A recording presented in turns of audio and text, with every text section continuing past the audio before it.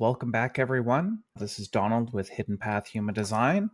And today I wanted to make another video. Again, this is also my own story too, is feeling heard. This is about exploring why it feels like no one is listening to you. So I think many parents or people in general go through this themselves, and we're just going to do an exploration of why that might be. What's the impact of not feeling heard? Feeling like you don't matter can really feel painful inside and really hurt. It can cause you the inability to release your daily stresses through venting because the pressure builds up inside of you. This can also cause relationship strain and avoidance and a bit of disconnection and resentment, as I've spoken about in previous videos. Also, depression and disassociation can be a result of not feeling heard if let go on too long. So, are you or someone you love not feeling heard? So not feeling heard is due to communication breakdown. And I'm not trying to single out you're the problem or the other person is the problem. We're just going to discuss the topic. When communication breaks down, it creates deeper problems. It lowers your self worth, and over time, you can feel like you don't matter. You can lose your own identity because you've lost your sense of self. There might not be any emotional safety at home, and this can also lead to mistrusting others. And there's also something called role reversal trauma, where children take on adult burdens. And I'd just like to talk to this a little bit from my own story. When I was younger, I was raised by a single mother, and my father, he left because he had some problems of his own to deal with. But I ended up by taking on my mother's burden, and I started playing the role of the father for my brother at home. And eventually, my mother had to pull me aside and tell me, hey, just be a kid. But maybe this was due to not feeling heard as a child. But we'll get more into that.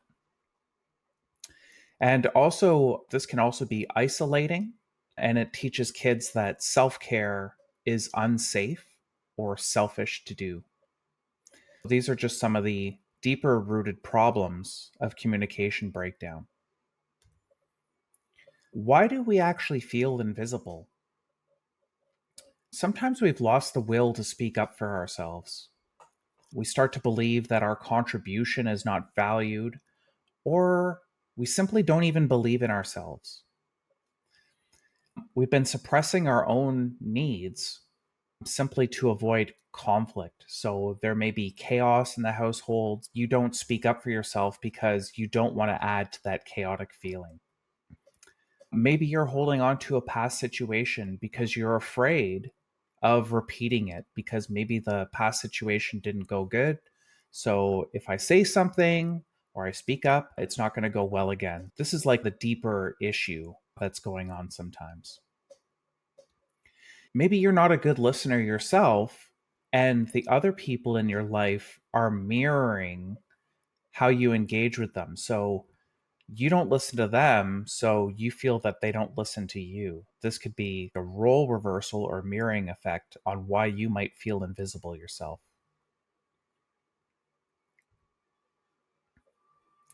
Let's understand deafness. And I just want to offer up a different perspective on deafness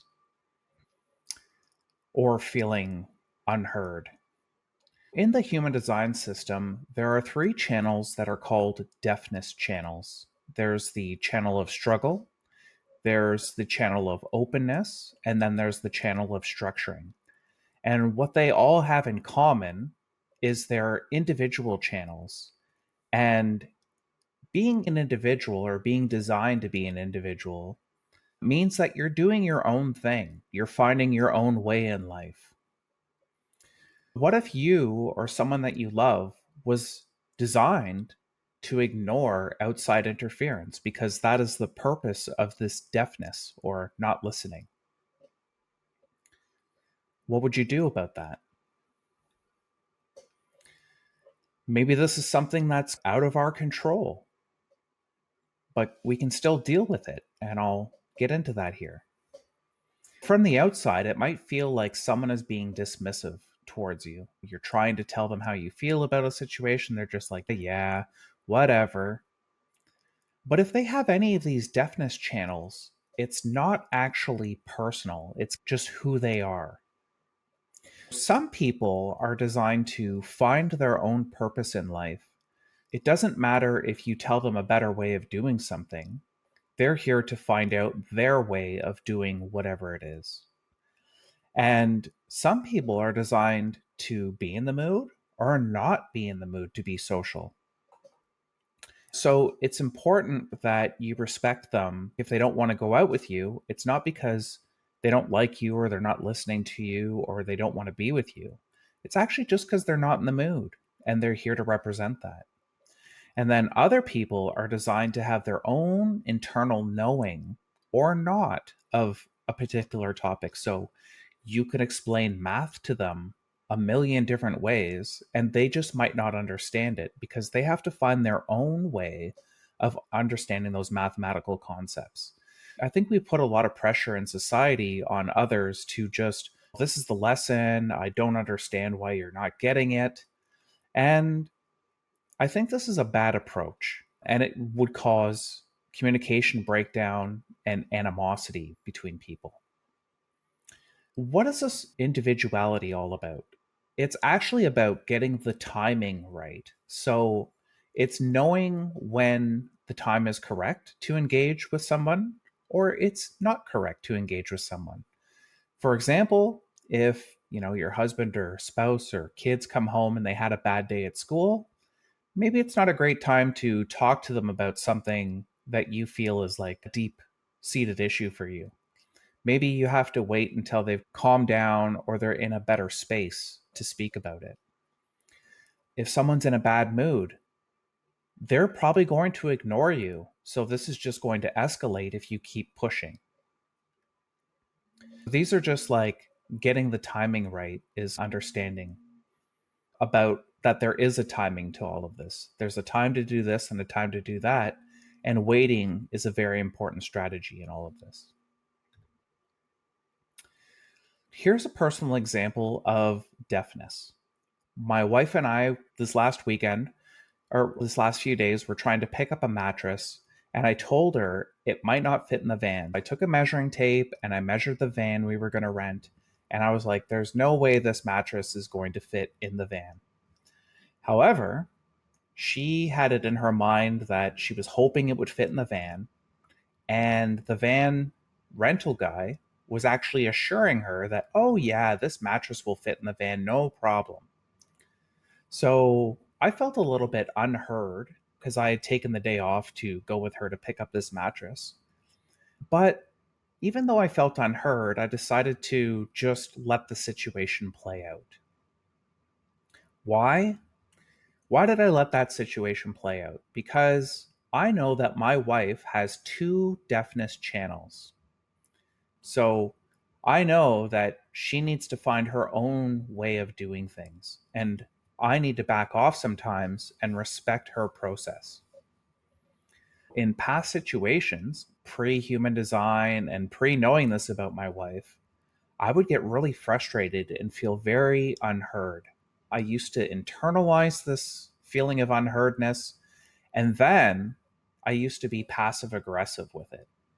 Now that I'm working with the energy a little bit more, it's opened up a whole new light on the situation, a new awareness of it.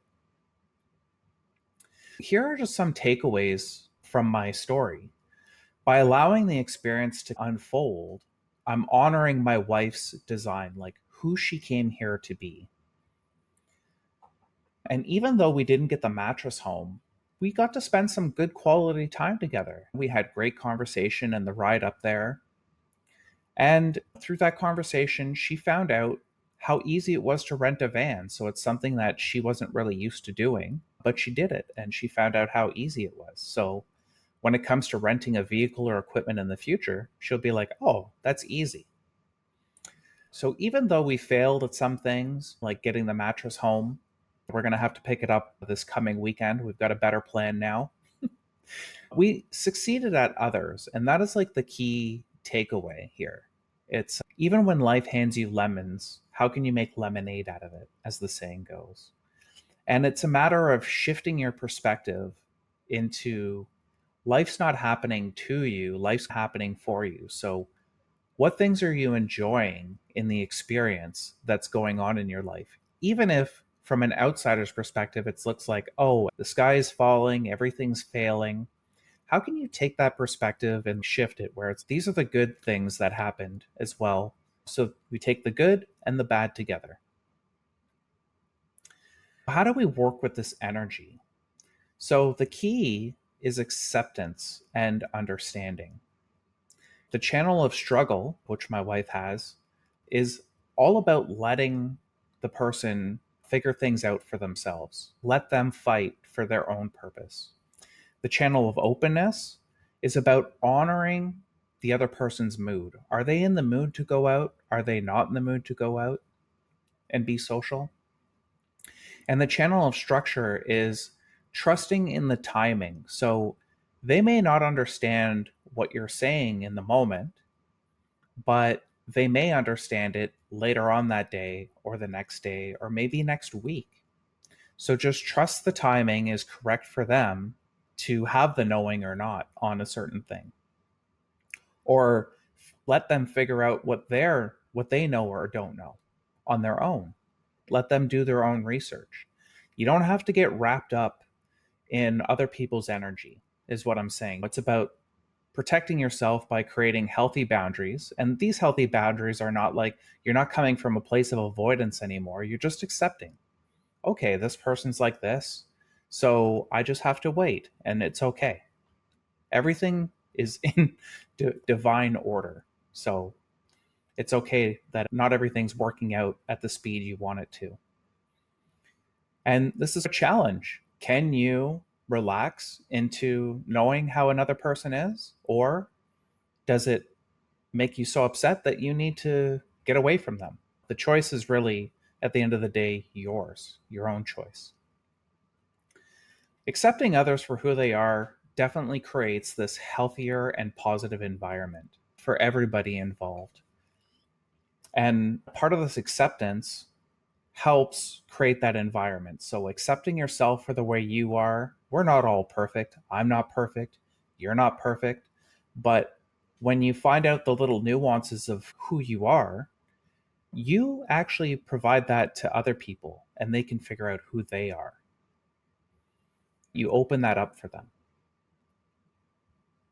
Just some final thoughts on this. Feeling unheard in a family can be tough and produce many undesirable outcomes that I previously discussed: depression, sadness, not feeling worthy. But deafness is really the individual way, and it's just a part of being human. So maybe the families of the world could start accepting this more and say, oh, my kid is like this, or my spouse is like this, and I'm able to accept them. Or I'm like this, even, and I accept myself. And through accepting yourself, others accept you too. It's not about changing others, it's about accepting how they are and figuring out what you prefer to be around and what you don't prefer to be around. And I know there's not always a choice on what you prefer or don't prefer, because sometimes, like in my own example, I didn't find human design until I was in my 40s. So, had I had this when I was younger, I would have made a lot better decisions for myself. And I'm not saying that I regret any of the decisions I made. I'm just saying you get things when you need them, like tools. So, human design is one tool that can provide you with more personal insight. It helps shift your view from a life that is happening to you to a life that is potentially happening for you. And your internal growth, your personal growth ripples outward to other people. If you're curious about your own design, how you're designed and maybe other people in your family are designed, you can request on my website a free basic human design report.